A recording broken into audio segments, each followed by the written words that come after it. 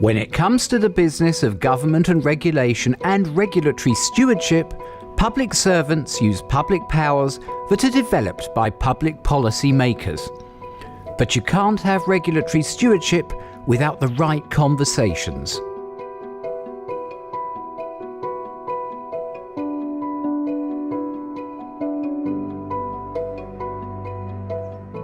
Kia ora and welcome to the programme. For thousands of public servants up and down the country, the story of how policy comes into play begins in the building behind me, Parliament, at least formally speaking, as either new or amending legislation. Alternatively, it could begin next door, in the beehive, as regulations or even ideas produced by a minister or party as a result of manifesto commitments. But the story starts even earlier than that. The policy design process is a big prologue to that story before it ends up affecting real-life people and businesses on the street and the environment more widely. In this series, we look at how certain conversations can make regulatory stewardship really work. And in this episode, we look at how policy and regulatory practitioners can make policy design work even better through early collaboration and conversations. If you're one of the thousands of regulators up and down the country who could help shape and influence the design of the laws, rules and practices that you carry out, or one of the thousands of policy practitioners who designs the policy, then this programme is for you. That's because we look at the 7 friendly tips for conversations between policymakers and regulators when it comes to policy design. Now, much of what we say can also apply to conversations between regulators, policymakers, and interested stakeholders from the public too. But why bother with it all? Regulatory quality follows quality policy. A sound policy is one that is able to be implemented well, which actually achieves the policy intent on a long-run basis. It's really important for colleagues who are involved in designing policy to engage with colleagues who are involved in the implementation of that policy very early on. And obviously there has to be regular conversations, but the simple message is it's better together. Can be quite serious consequences, really, if the parties do not engage properly at the front end. 3 things that I've seen go wrong are, first of all, you just failed to achieve the policy intent because you didn't understand what it was going to take to get there.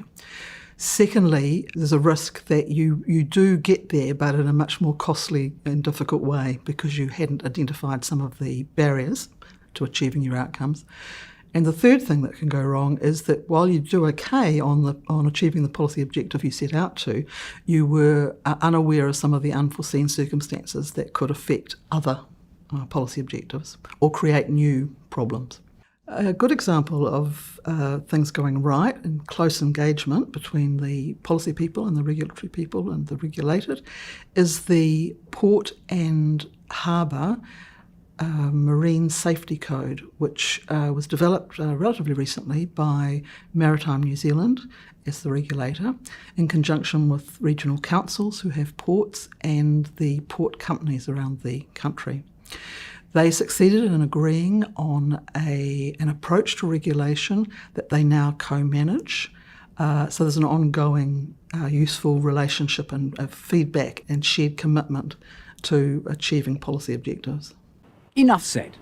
It all clearly involves a continuing conversation, the sharing of ideas, and an enduring relationship, and probably at least 1 cup of coffee, in order to avoid, perhaps, crying over spilt milk later.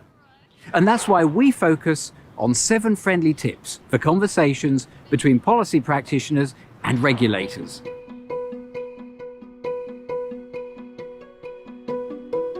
Engaging early is key. Policy design matters, and those advising on the implementation of the design can help advise on its merits. It's the recognition that impact drives design. Regulators have something to say, and at an early stage, regulators see and observe regulation at work. This generates ideas and can lead to solving problems. Solving problems is what policy design is all about. So if we think of regulation as a policy tool, then good regulation depends on good policy. It's an end-to-end process from idea to execution and back again. So policy design needs to include how that policy is going to be implemented as well.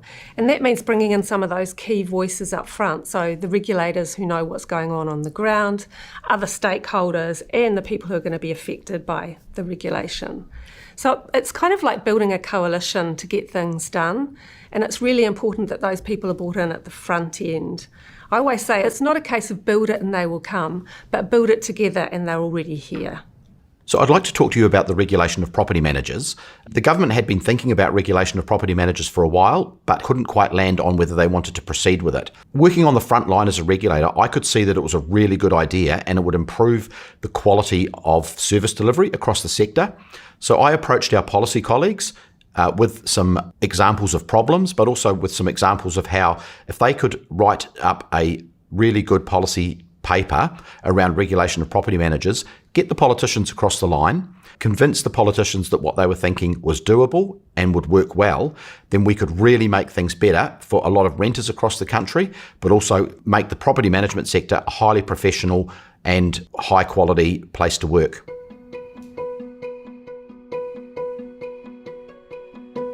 Each player has different accountabilities, a division of labour, and different responsibilities.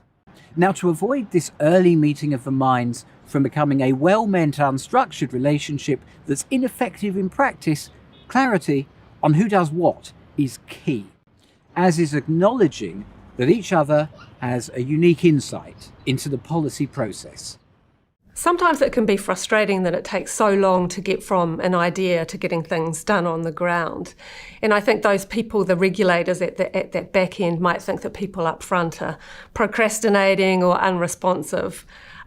Of course, some might be, who knows. But in general, I think we just need to remember that there's a process that needs to be gone through and people that need to be involved. So we have to just know that it's going to take a little bit of time. It's much better to get things done properly. We don't want quick and dirty regulation. So evaluation also needs to be built into policy up front. And that doesn't mean planning some huge ex post evaluation at the end. It means having that evaluation mindset so that you're always testing your assumptions, always watching what's happening on the ground, and then adjusting if that's needed. GREG's Level 3 qualification can help with this. It looks at the machinery of government. Take a look at the GREG website after the show to find out more. Commercial break over. Let's go back to the 7 friendly tips.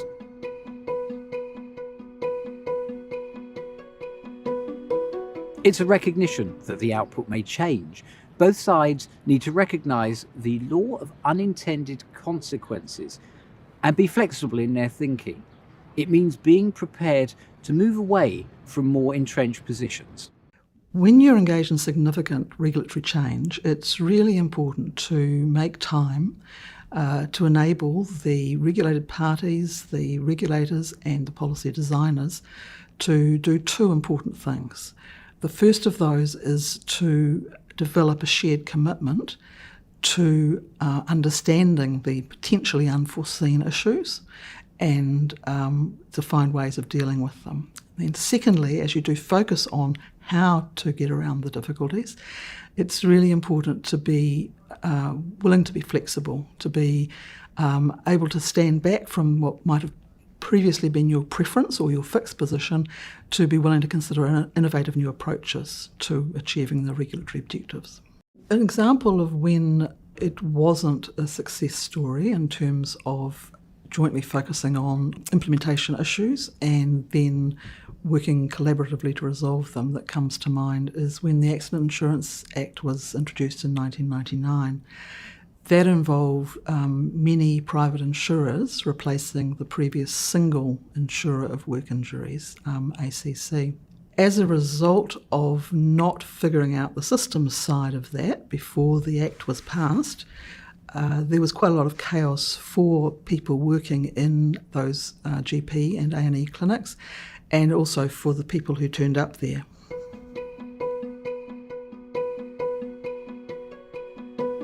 It's good to talk, not just as between the policy designer and the regulator in the room, but also at an early stage, lining up both from a policy and a regulatory perspective, how the design is going to be communicated to political and non-political stakeholders.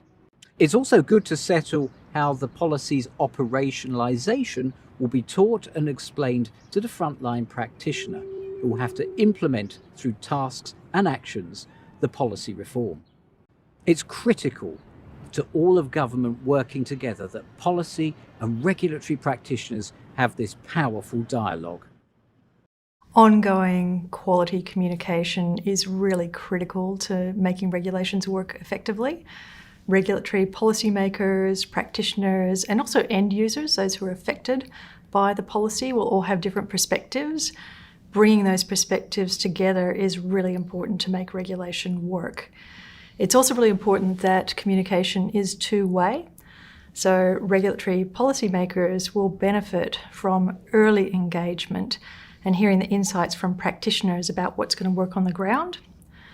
Regulatory practitioners will benefit from understanding policy intent when they implement. And then end users are going to be able to follow the rules better if they are really clearly explained to them. The Treasury has a coordination role for regulatory impact analysis, which encourages quality dialogue between regulatory policymakers, practitioners, and also end users. And keeping that dialogue going on an ongoing basis is a really important part of a high-performing public service.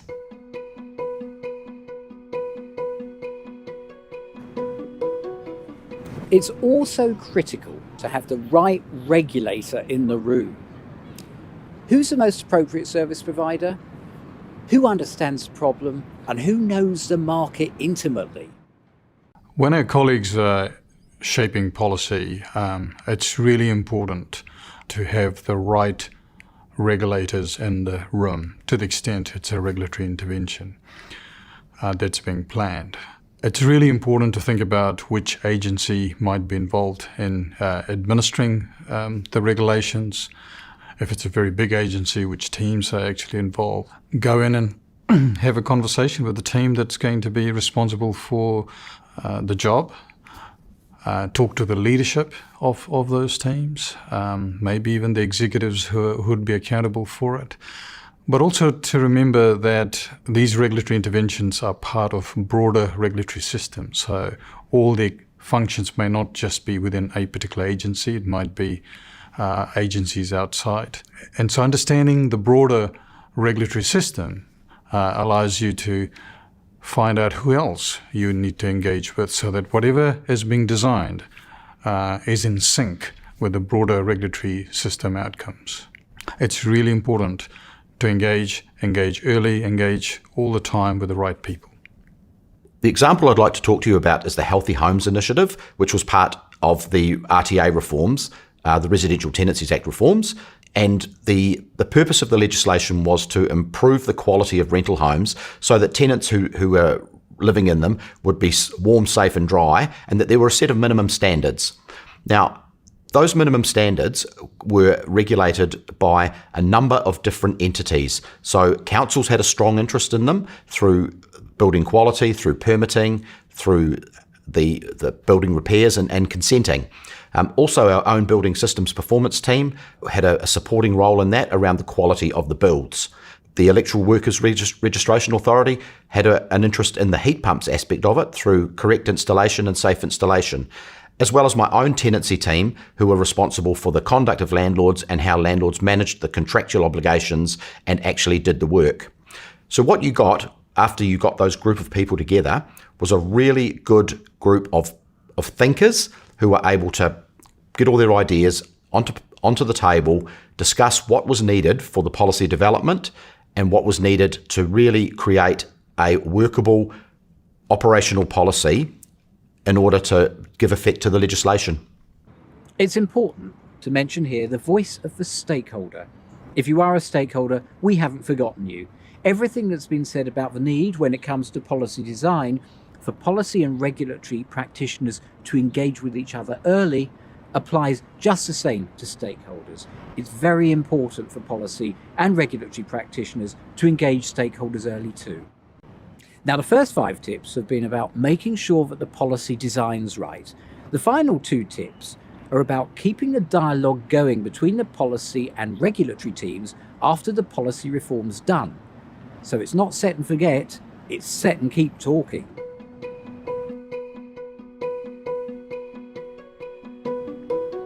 Regulatory stewardship recognises this is all part of something bigger.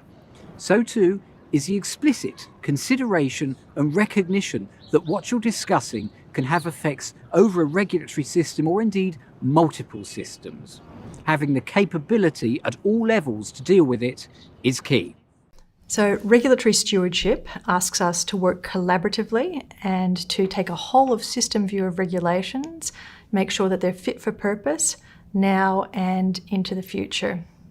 Stewardship means that we need to take care of regulatory systems in the same way that we take care of any important asset, making sure that we give it sustained attention and seek improvements over time. Stewardship means that we can spot opportunities to help regulations to enhance living standards or to adapt to new technologies or to other changes in the environment. And active stewardship also means that we are monitoring constantly, that we can identify risks early and make sure that we intervene before we see regulatory system failure. Really importantly, stewardship means that we need to work as a system and not in our silos. That means agencies being really proactive and collaborative and also taking a long-term view of regulation.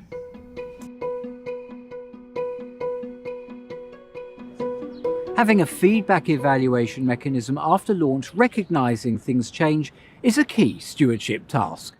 The policy, once implemented, will need to be monitored and may need to be fixed again. Who better than a coalition of the policy designer and the regulator to keep an eye on it? So policy shouldn't just chuck the regulation over the fence or the policy over the fence and say to regulators or implementers, my job's done now, see what you make of that. I think we need to think of it as sort of like a relay. So you pass the baton, but you're always interested in the end of the race. So as a frontline regulator working in New Zealand, I've often been involved in legislation implementations where the policy team, once their work is finished, they move on to the next thing because they're very busy. With the Residential Tenancies Act reforms of 2016, we made a conscious effort to keep our policy colleagues involved in a governance role over how the legislation was being implemented by us. We sought their advice through the process. We noted what went right and what went wrong, and we recorded some sort of lessons learned and some problems in a document. So what that meant was that the next time that the legislation was up for reform, we had a clear idea of what didn't work and what needed to be changed.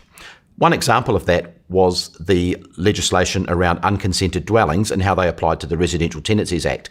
To cut to the point, it wasn't working, the remedy wasn't working, it wasn't addressing the harm. So because we'd had some real life examples of this in practice, and our policy colleagues could see the evidence, they were able to quickly address this through legislation change, and now the problem is no longer a problem. We've covered a lot in the programme. We looked at the 7 friendly tips of conversations between policymakers and regulators, the importance of engaging early, recognising roles and goals, recognising that things could change unexpectedly, the need to communicate, to have the right people in the room and see the bigger systemic picture, being ready with a structure to deal together after the policy has been implemented. So there it is, the 7 friendly tips. We hope they've been useful for your conversations with each other as regulators and policymakers. Until next time, ka kite anō.